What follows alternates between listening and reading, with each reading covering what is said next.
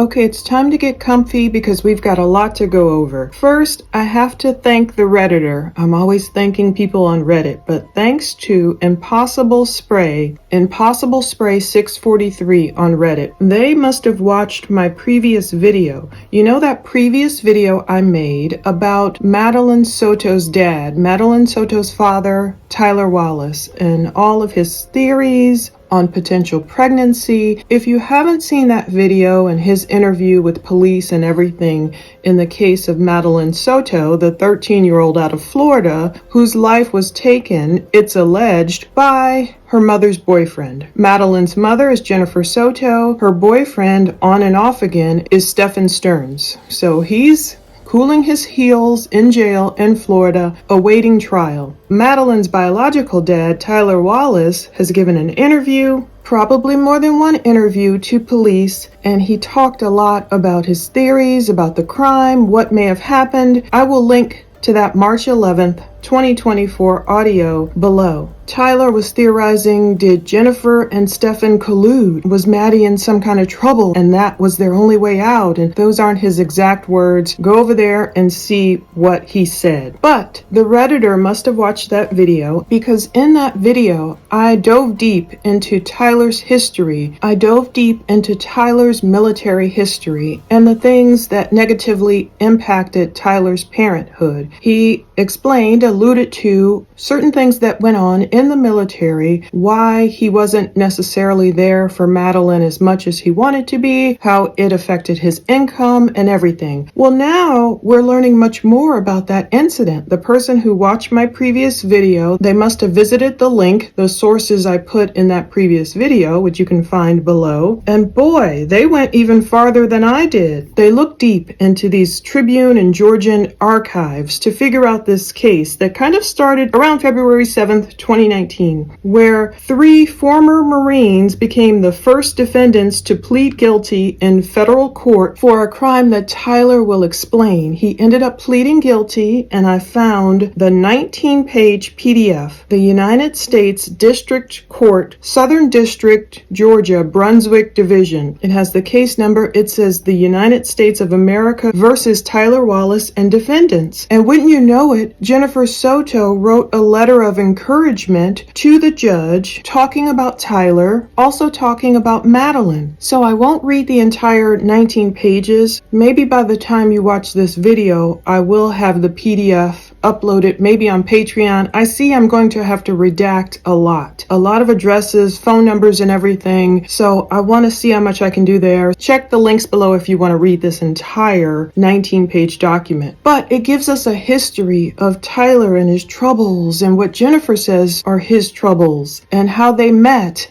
and everything. And the kicker is Jennifer uses this statement, this phrase. This is what caught my eye from this Redditor. Jennifer is going to talk about a time when Tyler rushed to the hospital to be by her side because she didn't think she was going to make it. I almost didn't make it. That's what Jennifer said. She doesn't go in depth. We'll read her whole letter. She doesn't go in depth about what she means, about why she almost didn't make it. It harkened back immediately to me, the type of language that Jennifer Soto used when she kept talking about her daughter Madeline being missing. When Maddie was reported missing Monday, February 26th, Jennifer kept saying in a lot of her statements, my boyfriend dropped her off close to school, we dropped her off, I dropped her off. My boyfriend dropped her off close to school, but she didn't make it. She never made it. It's very interesting to see Jennifer use this type of phraseology. I almost didn't make it. She's obviously talking about death and her circumstance. This letter from 2019. It correlates to what she knew or what she kept slipping out, the truth she kept leaking when Madeline was still just missing. So I'm getting comfy and I'm just going to read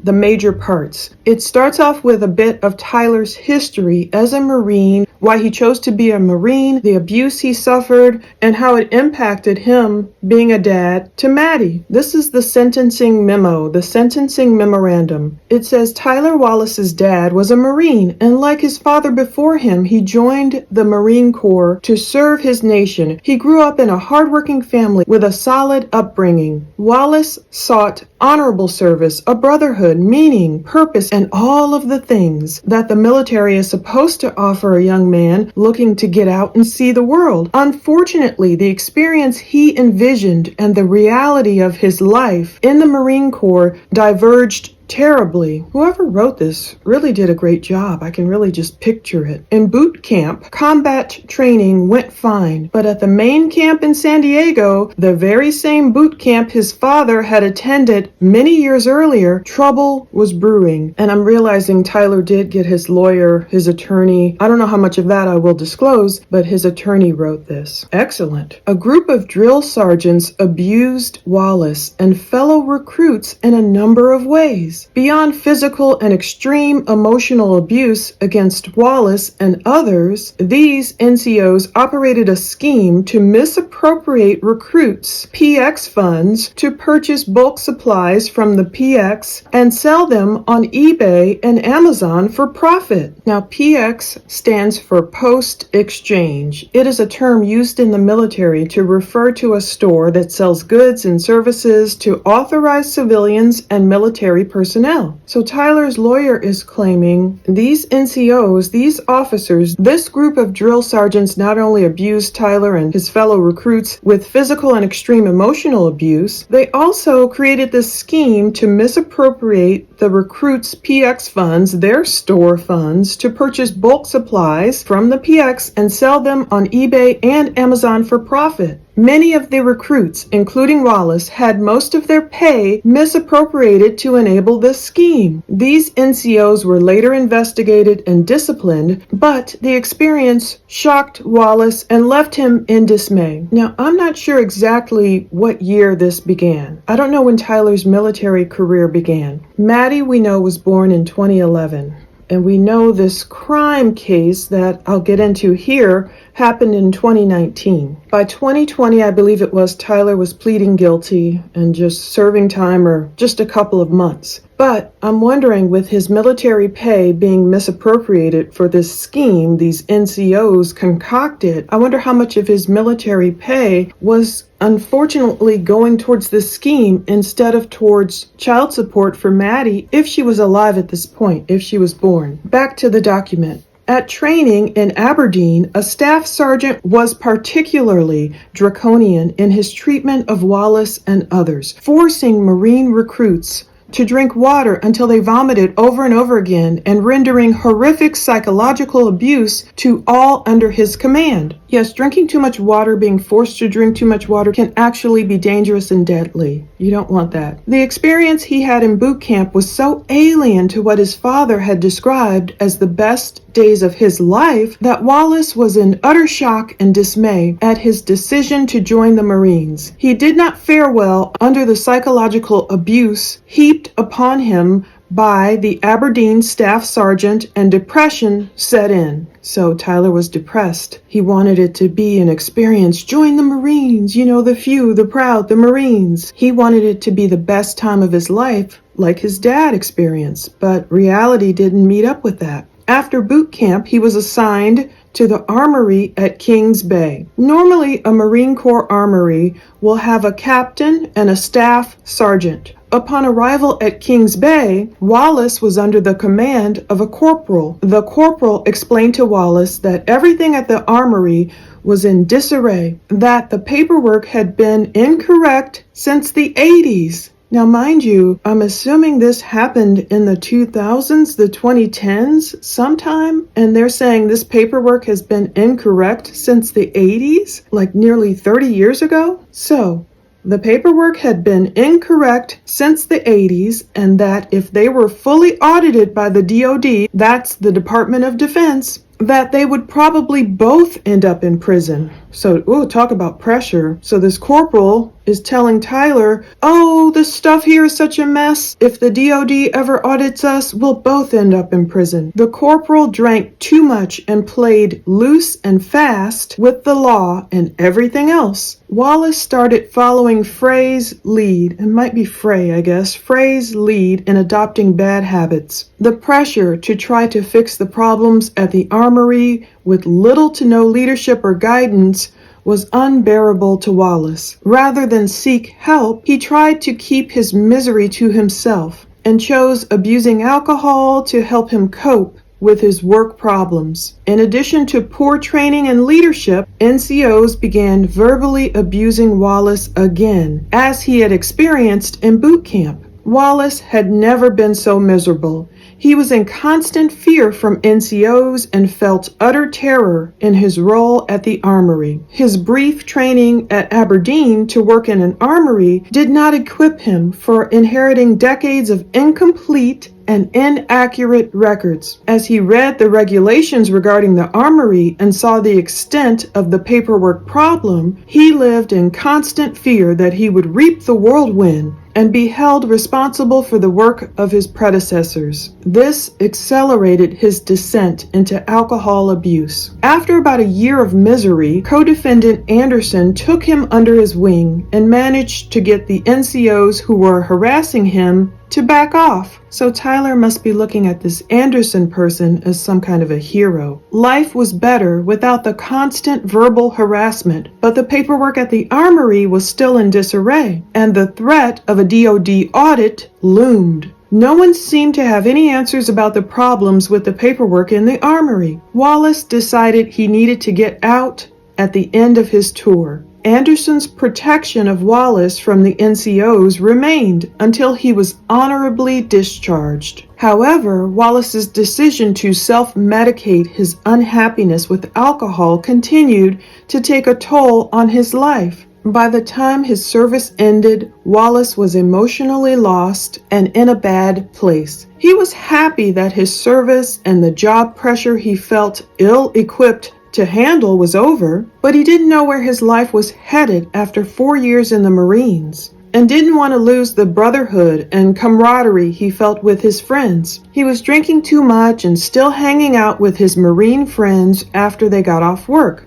Makes sense. People don't know if they're lost, don't have direction, they fall into old patterns. It was during this time period that he helped his friends bury government property in Reardon's garage. So he's helping his Marine buddies, one of them, bury some government property, a decision that has ultimately brought him before this court to face justice for his crime. At the time, helping his friends put stolen government property in a hole in Reardon's garage did not seem like a big deal. After all, he didn't personally keep anything, and he was just helping his friends out. I believe it was ammunition, if I'm not mistaken. Anderson and the others were his good friends, and he didn't ask questions. His poor decision-making and the extent of his fall from the bright-eyed young man who had joined the Marine Corps just 4 years earlier was epitomized by his ill-fated decision to participate in this crime of theft. Now, looking back, his crime brings him to his knees with guilt and remorse. Things have changed greatly since leaving the military. With the help of his wife and family, so they're talking about Tatiana, we know Tyler was never married to Jennifer Soto. They only had a child together,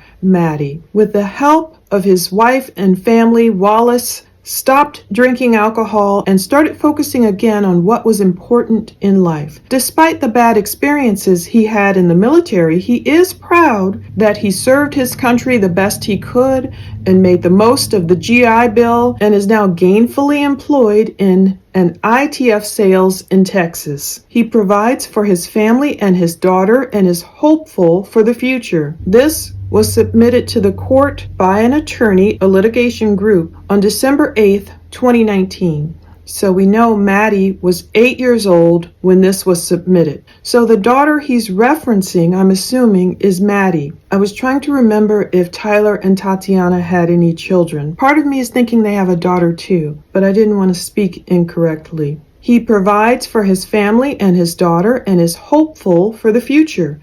He has the respect and admiration of his family, friends, and coworkers, many of whom have a hard time dealing with his admission of guilt to theft of government property. If you speak with them, Wallace is one of the most honest and loyal people they know. It was difficult and embarrassing to approach them and tell them what he had done. To his surprise, his employer and friends and family expressed their heartfelt support and disbelief that he could do such a thing. But Wallace knows he did commit a crime, and for that he is very remorseful. He let himself, his country, and his friends and family down. He relives the decision he made every night and day and knows the costs that his decision has rendered upon his family. He has vowed to make it right at whatever cost and face whatever punishment the court renders. He was forthcoming with NCIS investigators and timely accepted responsibility in this case. He has complied with all terms of supervised release and stands ready to face the judgment of the court. His parents have flown in from Kansas to support him at sentencing. You remember him mentioning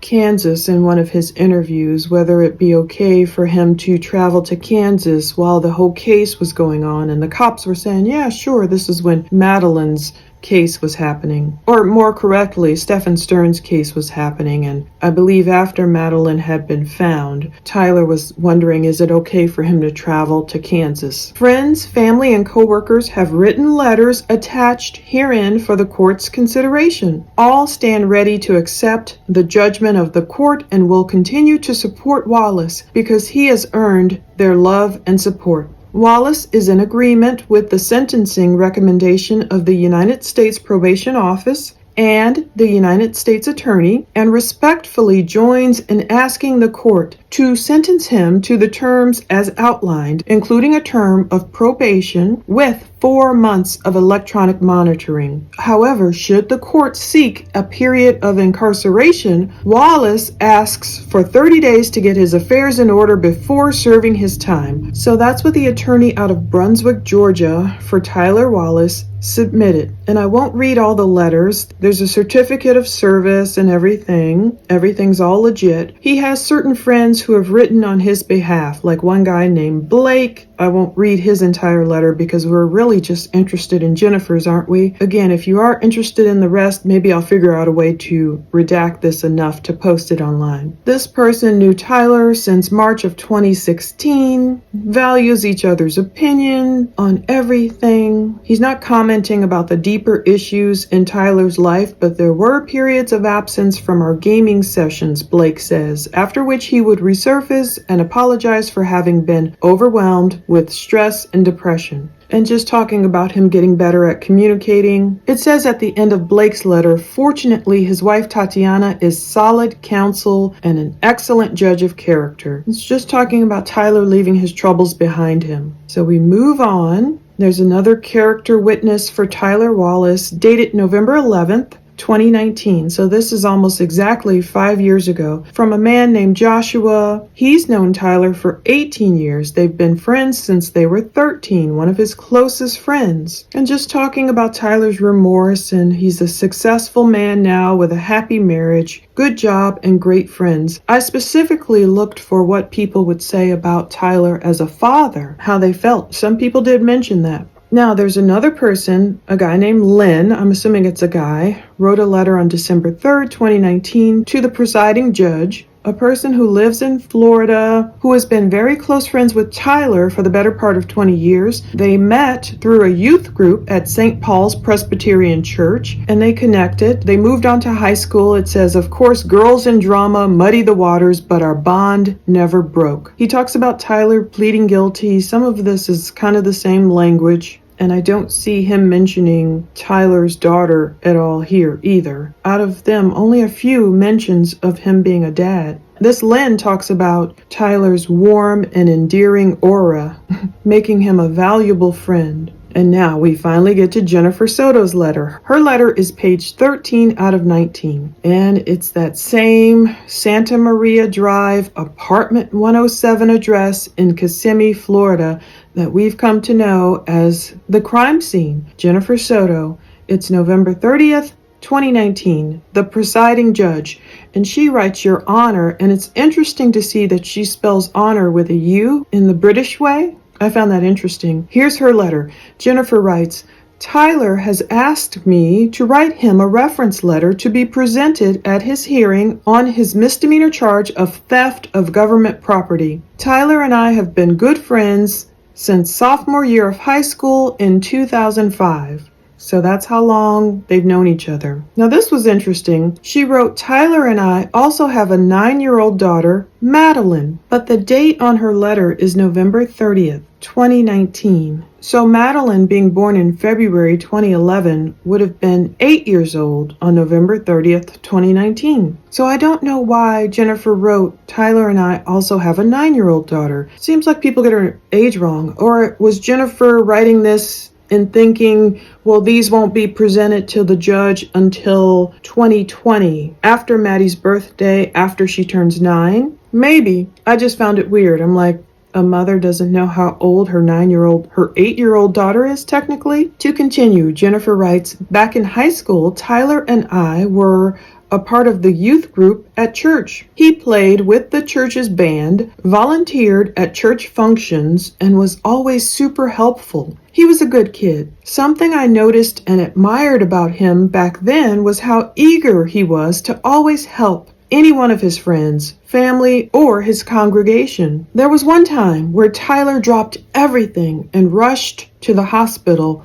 when I almost didn't make it. He missed his classes, but he wouldn't leave me. He helped care for me and was the support I needed. Tyler was, and still is, a very great and loyal friend. Now, I'm assuming she means something happened in high school where Jennifer was hospitalized, and she's saying, Tyler dropped everything and rushed to the hospital when I almost didn't make it. She does not go into detail, but that is her famous line. Almost didn't make it. Didn't make it. She never says, when I almost died, or I don't know if it was something going on with her. I know her ex-husband alluded to Jennifer's been through a lot. I don't know if she was going through something with her mom. I don't know if it was self-harm. I don't know what the heck Jennifer was going through. Was she sick? Who knows? But she's saying it's pretty obvious Tyler dropped everything, rushed to the hospital when I almost didn't make it. And so if I were to actually go look in all these interviews, maybe I might do that exercise. If I can find it, all the time Jennifer uses some variation of Madeline didn't make it. She didn't make it. She was supposed to go to school, but she didn't make it. It's like a double meaning to her and her spilling out truth when Madeline was still just missing. It was Monday, February 26th, but Jennifer kept saying she was supposed to go to school, but she didn't make it. She didn't make it. She never made it. So we know what Jennifer means by that. And again, another reason to me that makes Jennifer look totally shady. Moving on, Jennifer wrote, for these reasons, I find these charges against him to be completely out of character for him. But it's one that I know he truly regrets. He is in mental anguish over it every day, and he suffers from anxiety attacks. Back when this occurred, I know he had been dealing with untreated depression and anxiety and used alcohol to medicate. The alcoholism has stopped. But with respect, I still believe he has untreated mental illness that should be looked at. So I don't know if that could be shade or true or what. Jennifer, maybe that's her honest feelings. I don't know if Tyler has ever been diagnosed. Jennifer did say Tyler's alcoholism stopped, so that's a great thing. Praise God, 5 years ago, he's sober. But she wrote, but with respect, I still believe he still has untreated mental illness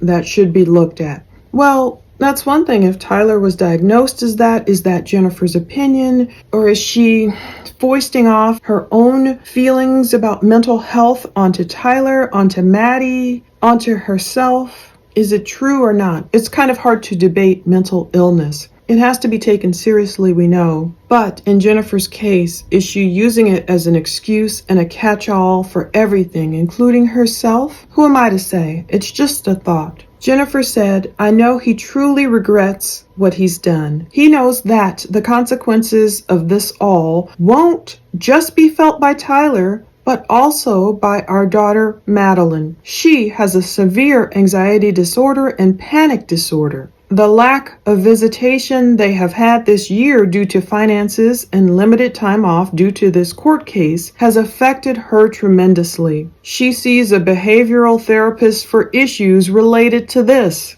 I'm afraid of how things may worsen if Tyler is to go away. Ooh, I don't want to cry there. But keep in mind, this was December 2019.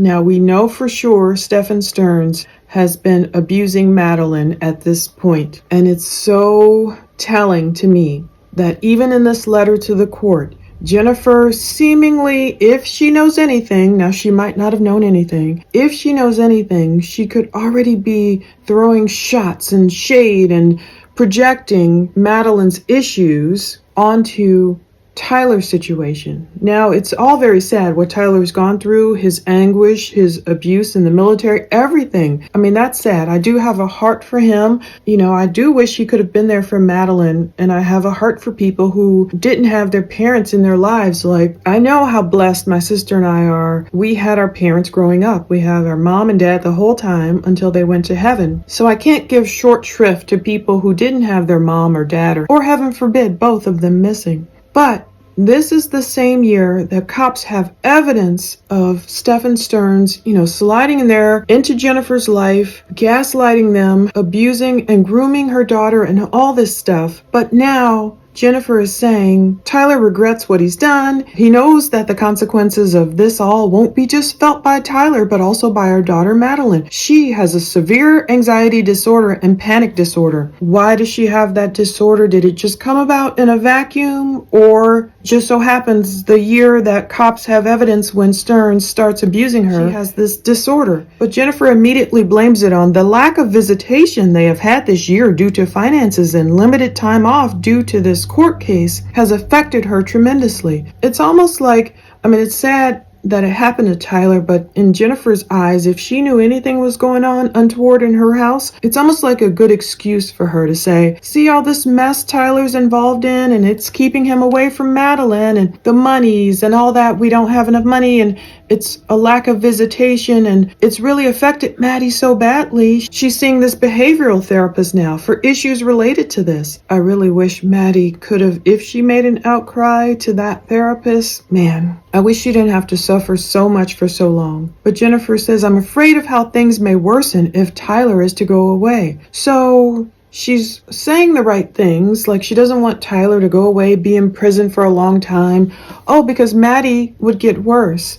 But it's almost like she had, to me, a convenient excuse not to blame anything on Stephen Stearns, but it's this bio dad situation. It's all Tyler's mess and him not being able to see Maddie that has caused all of her panic disorders, and she has to see a behavioral therapist for issues related to this. Not to Stearns, but to Tyler's issues. Then she says Tyler has changed so much in the last few years. He had a daughter, has grown, and stepped up as a father, got married to an incredible woman. So I wonder if she really means that. Does Jennifer really mean that? Moved to a new city, started a new career, and really did it all on his own to better himself for his wife and daughter. I don't want to see all that get taken away from them. If you have any questions or concerns, please do not hesitate to contact me.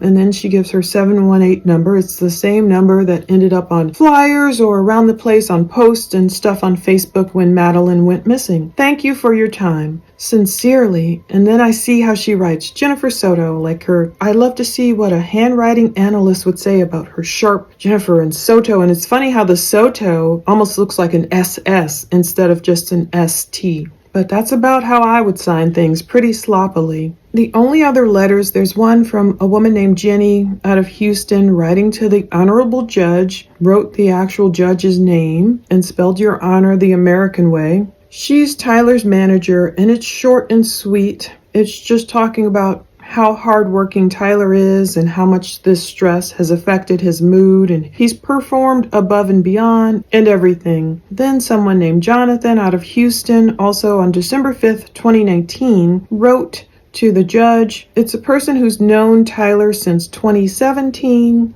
They've been co-workers. They all kind of use the same language, what they understand Tyler's been charged with for his alleged involvement. Jonathan says Tyler has always exhibited exemplary character. He's known him for over 10 years, remained one of his closest friends. He's managed him back at Joe's Crab Shack, and again from 2018 to the present, so he's known him for longer, I guess, than 2018, like I said. He is a reliable employee. He also happens to be Tyler's brother-in-law. Tyler is married to his sister Tatiana. At that point, they'd been married for over 7 years. It says, while I understand Tyler chose a plea deal, I can attest to Tyler's character and declare with confidence that he is an honest and good man. They're thanking the judge for reading their letters. There's another guy named Vincent out of Alabama who wrote to the judge, a self-employed artist and writer. He's known Tyler for 18 years, one of his closest friends and confidants. Sad to hear about this case, everything. Tyler's always been well-intentioned, high-spirited,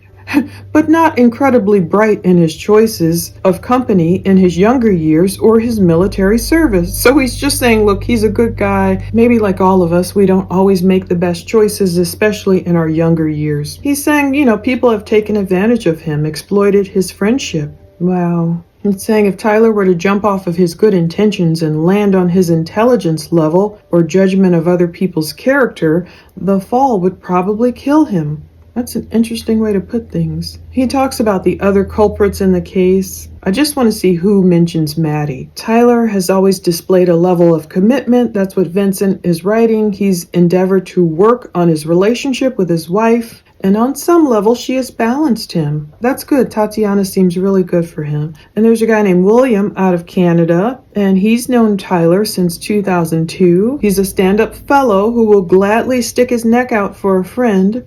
I thought this was cool. Tyler is the kind of fellow who will drive way out of his way in the rain to bring you a gallon of gas when you run out and realize too late that you probably should have re-upped your AAA. That's really cool. And they talk a little bit, okay, there's this incident.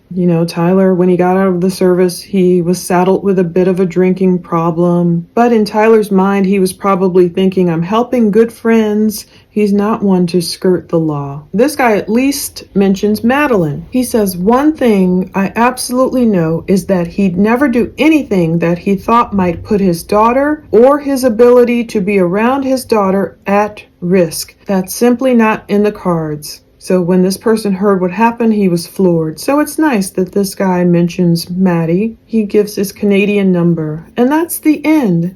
So what ended up happening, basically Tyler was sentenced to 2 months in federal prison for helping bury stolen ammunition and explosives from Kings Bay Naval Submarine Base. Tyler Wallace entered a guilty plea to theft of government property in June. So I'm assuming this happened in June 2019. It all went down. Maddie was only 8 years old. So Tyler was so wrapped up in this case and stressed out, and that makes sense when he goes through his interviews. I'm not saying if it's right or wrong, it's just what happened when he would disappear out of Maddie's life and then reappear. So it says in December, they must mean December 2019, a federal judge sentenced him to 2 months in the federal prison, followed by a year of supervised release, and Tyler will have to pay his share of $22,825 in restitution to the U.S. Navy. I thought he was a Marine. I'm getting confused. So Wallace was one of 6 defendants. Yes, mostly former Marines. They played some part in stealing and hiding small arms, ammunitions, and explosives from the Kings Bay Armory over a 4-year period. So all 6 of the defendants entered a guilty plea. That Caleb Anderson guy who protected Tyler is one of the people. So this is it. This is when Tyler's attorney put a sentencing memo before the court along with character statements from friends and coworkers. So that's where we learned all those letters. And that's where we saw Jennifer's letter in particular. The court ended up giving Tyler 30 days to get his affairs in order before beginning his sentence. So that's it. Wow. Let's close with Philippians 2:9 through 11 and chat about it a little more. For this reason also, because he obeyed and so completely humbled himself, God has exalted him and bestowed on him the name which is above every name, so that at the name of Jesus every knee shall bow in submission of those who are in heaven and on earth and under the earth, and that every tongue will confess and openly acknowledge that Jesus Christ is Lord, sovereign God, to the glory of the Father. Oh, thank God for that.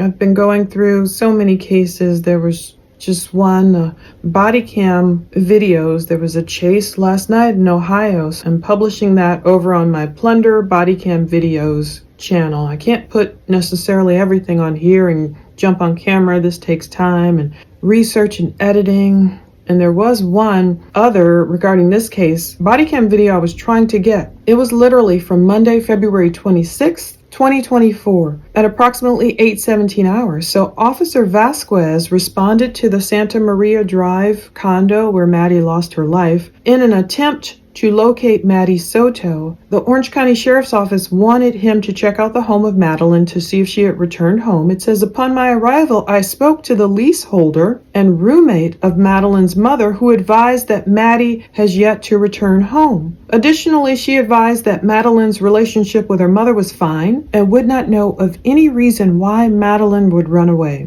It says her daughter, but I'm sure they mean mother. She advised that Madeline and her daughter, I'm sure he means Madeline and her mother, lived downstairs and granted me permission to search the home. I did not observe any signs of possible struggle or any reasons to raise suspicions. I was advised that Madeline is not one to run away. After completing the search of the home, I contacted Deputy Sheriff Mooney of the Orange County Sheriff's Office and advised them that Madeline has not returned home and the home did not appear to be disheveled in any way. And it says a portion of this incident was captured on department-issued body camera and uploaded to evidence.com. That's another thing I was like, wait a minute, we haven't seen that body cam. I know we've heard video of the roommates, but we have not seen that body cam. So of course I put in a FOIA for it, and that was the one of the several that were rejected. And the reason was they couldn't fulfill my requests. There are no responsive records with the information provided. But it says, and I gave them the exact info, so I don't quite understand all that. This certain Florida statutes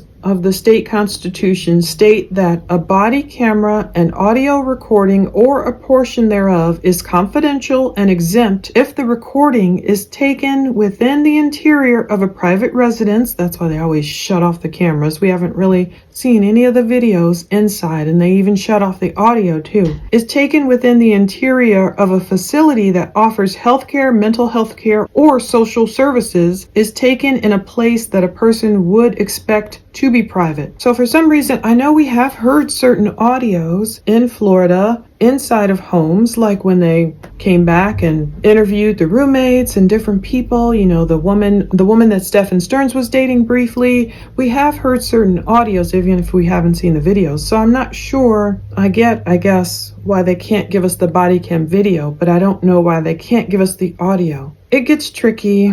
What can you do? They work hard down there. I'm not going to push it. But Jennifer's letter, wow, it showed me a lot about, first of all, her way of speaking. When she didn't make it, whatever was going on, Tyler rushed to Jennifer. But then years later, 5 years after that letter was written, Jennifer would be saying, Maddie didn't make it. Maddie never made it to school. That's such a tell to me. And also, as I read it aloud with you guys, that's why I like reading it aloud multiple times and just here with you. It shows me how much of Madeline's psychological problems she was trying to conveniently blame on Tyler's absence. If she knew Stephen was shady, if she knew something was going on, if she knew Stephen was shady and something was going on and he wasn't doing right by Madeline in 2019, it would be very convenient to make Tyler the scapegoat. I feel like she was maybe using his problems. This is only if she knew, but maybe using his problems, kind of saying one thing like, oh, he's married to an incredible woman and all this stuff, and maybe really wanting him to get a light sentence, but still like a left-handed compliment. Like, was she still angry? I'm so mad Tyler, didn't marry me and he got me pregnant and we had this daughter Madeline, but he went off and married Tatiana. And I still can't remember. I still think Tatiana and Tyler, I think they have a child together. I don't know why I should have verified that before I dropped on camera. Sorry. I just wanted to read you guys this letter, so much these letters. So is Jennifer being shady? Because another time I feel like she was kind of throwing blame towards Tyler was when Maddie was finally going to go visit Tyler and Tatiana in Texas in the fall of 2023. Obviously, they hadn't seen Maddie in a while. Heal my voice, Lord Jesus. In Jesus' name, please heal. They had not obviously seen Maddie in a while. And it's like Jennifer was preemptively making excuses. I hope nobody tries ish. Jennifer's texting Tyler. I hope nobody tries ish with Maddie or is filming her under the door or blah, blah, blah. Almost as if she's preemptively saying, Tyler, I'm sending Maddie off to you, but nothing better go on, as if she's trying to think of an excuse in case Tyler and Tatiana would have noticed something's wrong with Maddie. Something, and Tyler did notice. He's like, she reminded me of those soldiers with the 1,000-mile stare, like a character from Euphoria. Tyler was picking up on a difference, and it was the first time he felt like him and Maddie connected. Like, just maybe soul to soul. And it's sad because that would be the last time they would see each other this side of heaven. So, what do you think of all that? I don't know if I'm able to get this up on Patreon. If I can upload this PDF, I will.